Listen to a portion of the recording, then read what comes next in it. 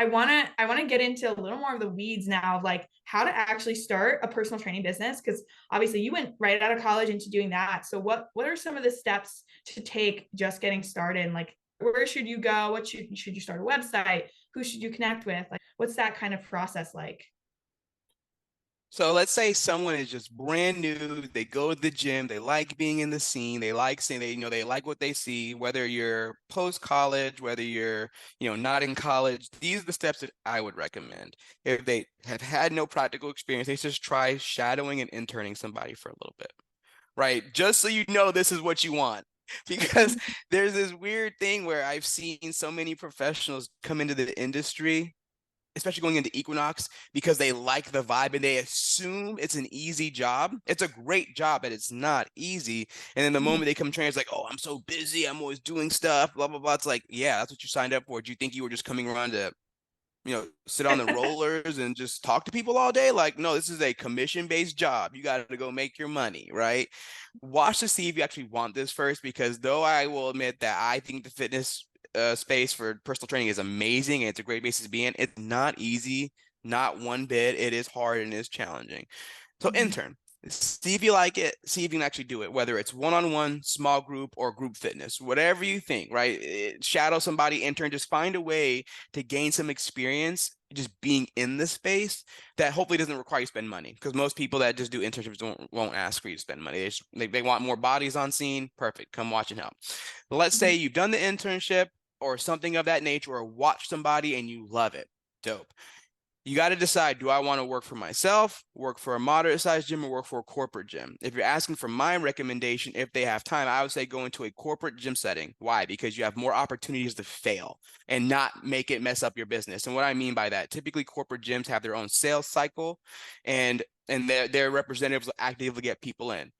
So there are always typically new bodies coming in, whether you're at Lifetime Fitness, Equinox, whatever gym you work at, right? Or you want to work at, they'll always have fresh bodies coming in. So you can fail early on and make mistakes, and it won't impact you as much. And they typically offer in-house continuing education, which is super helpful. Like Equinox is amazing, right? Their in-house education when you onboard, perfect.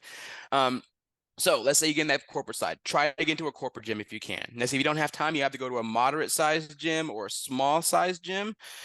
The one thing I always, or even a solopreneur, the one thing I mention is that you got to be mindful. You have less opportunities to fail in those settings, right? Because you have to do typically your own lead work. You have to do your own work to actually get more clients, which is not easy, especially if you're starting from zero, right?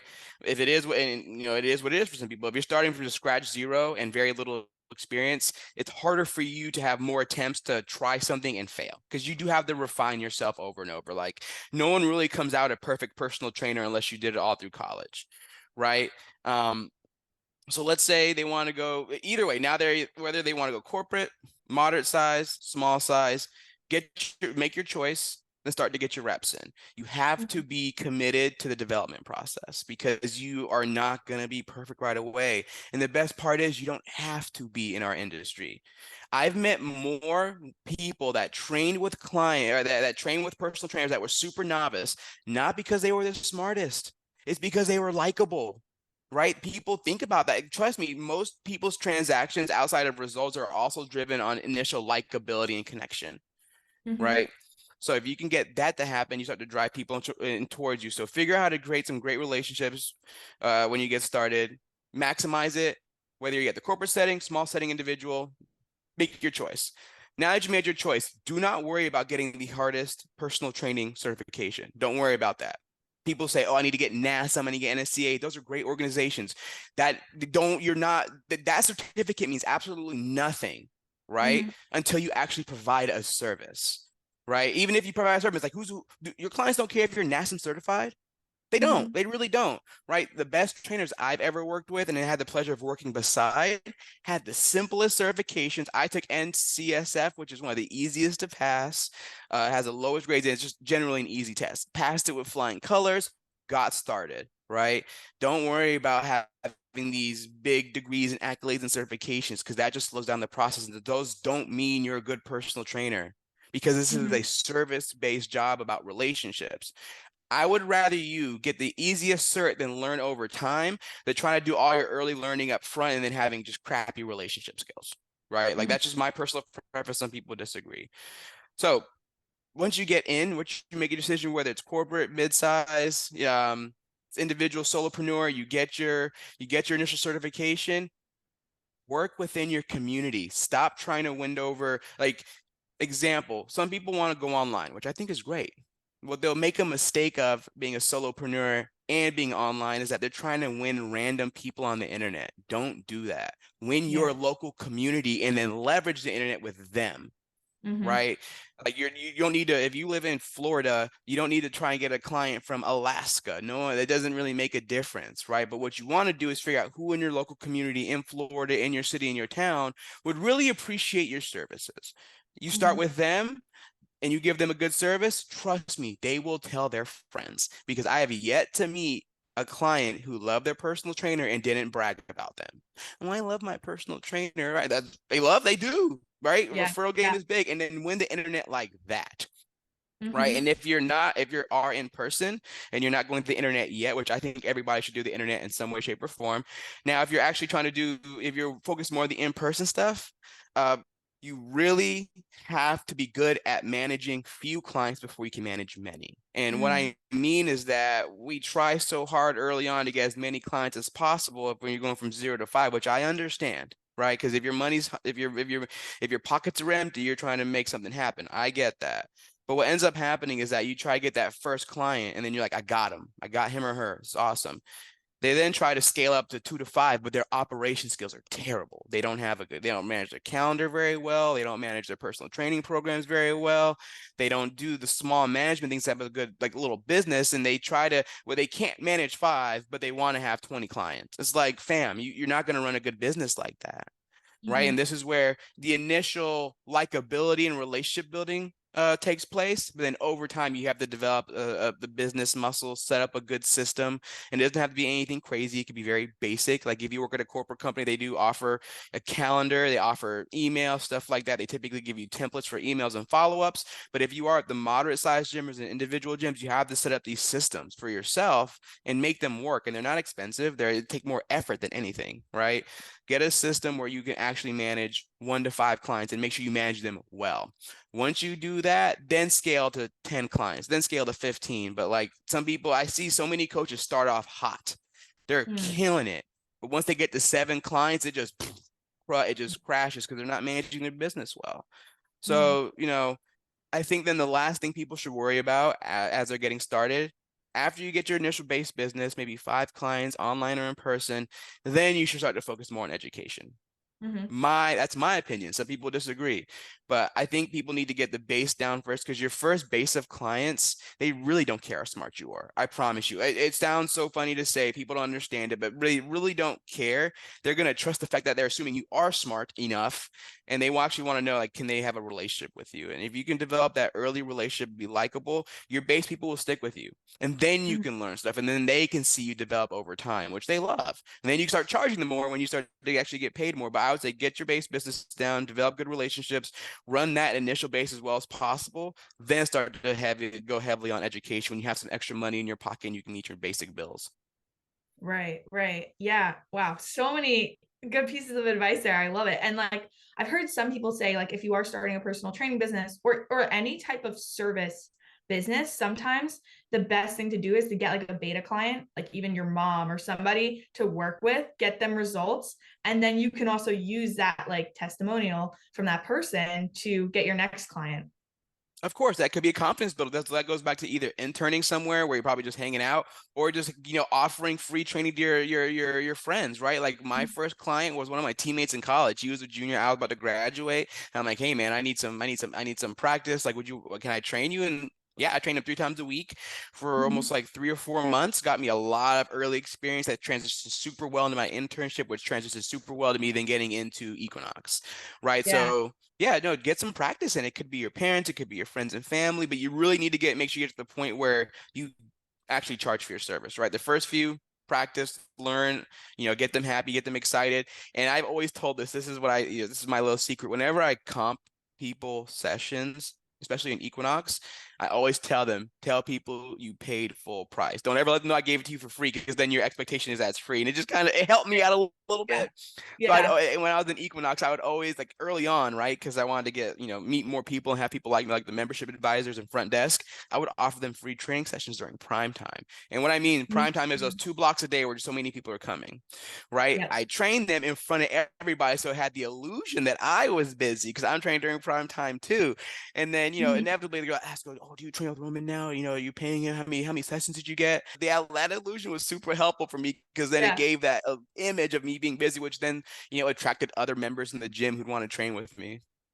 Yeah, and ultimately they want to train with you because they see that you're able to train someone else. So that's not a lie. They're seeing that you are training with someone, whether that person's paying you or not. You're still like helping that person get more fit, you're helping that person get closer to their goals. So like that alone is like super valuable for you and then also for other people to see. So I think that's like a really good point there. And also I wanted to ask one question about the internships. What's sort of like your pitch? Do you recommend people just calling local gyms or like going in person and just kind of saying, hey, I'm new to the personal training industry. I'm looking to just get some experience on my belt. Like, can I shadow some of your trainers or can I get an internship? Like, how do you go about doing that? Uh, you know, I I would say I started off with emails, but there are also points I just showed up. Right. Mm-hmm. Like when I worked at Equinox, there'd be people that send emails, there'd be people that just show up. Right. So I think whatever, right? I'm a doer by nature. I'm gonna send you an email first and I might show up the next day regardless.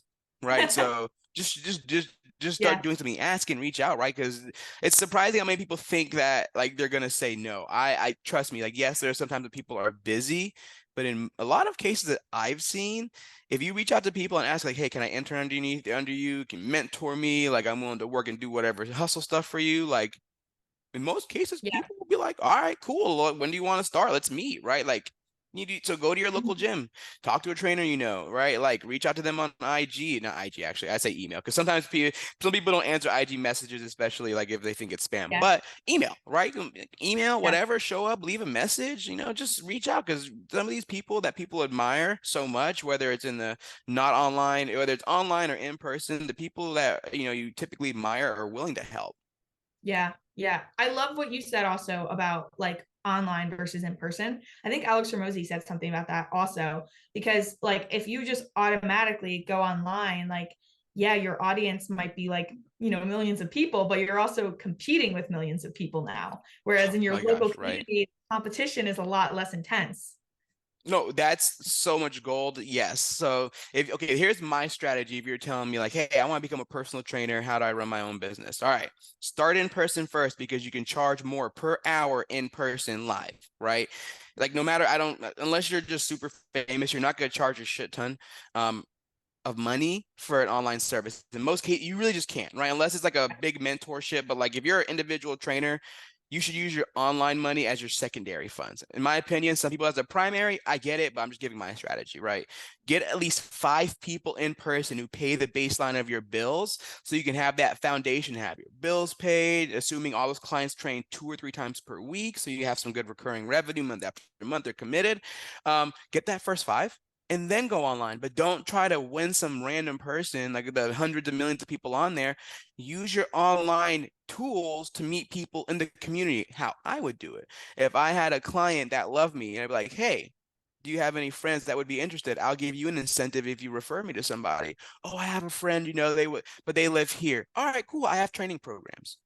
Boom. And that becomes another source of income. And that's how you leverage the community. Stop trying to win random people because yes, it's possible, but like it's such a big pool of people all competing for an audience of people. It's better if you start in your community first because you have a higher likelihood of them actually buying something multiple times, and you can just bounce back between, hey, I have a base of in-person people, I have a few online people over here, and that's slowly branching out, and just play the long game, right? Like it'll happen, and yeah, that's it in this current era. That's the strategy I would take.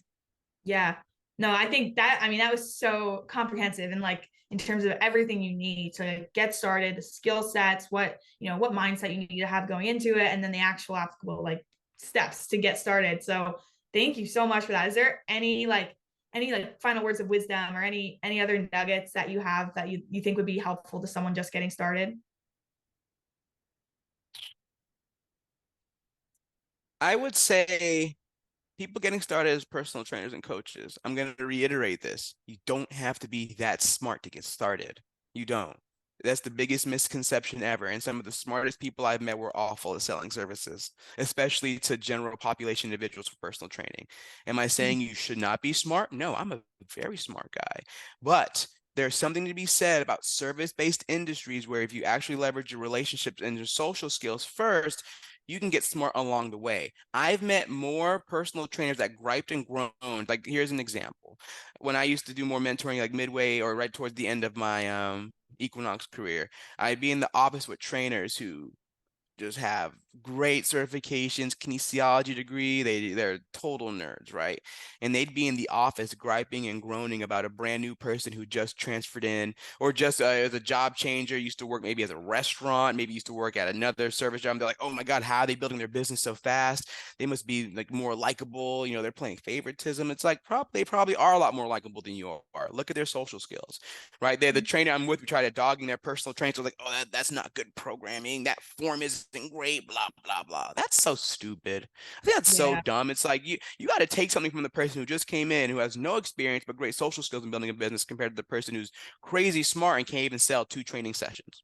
Right? Like there's something to be said about that. So don't worry early on about being that smart. It is a plus to be very smart, right? Especially to get started. Just do it, right? Be good with people, start to expand and learn over time, right? Be a curious learner, yes, but don't think that you need to be a genius to get started. You just need to be likable and be able to be able to take on some risks.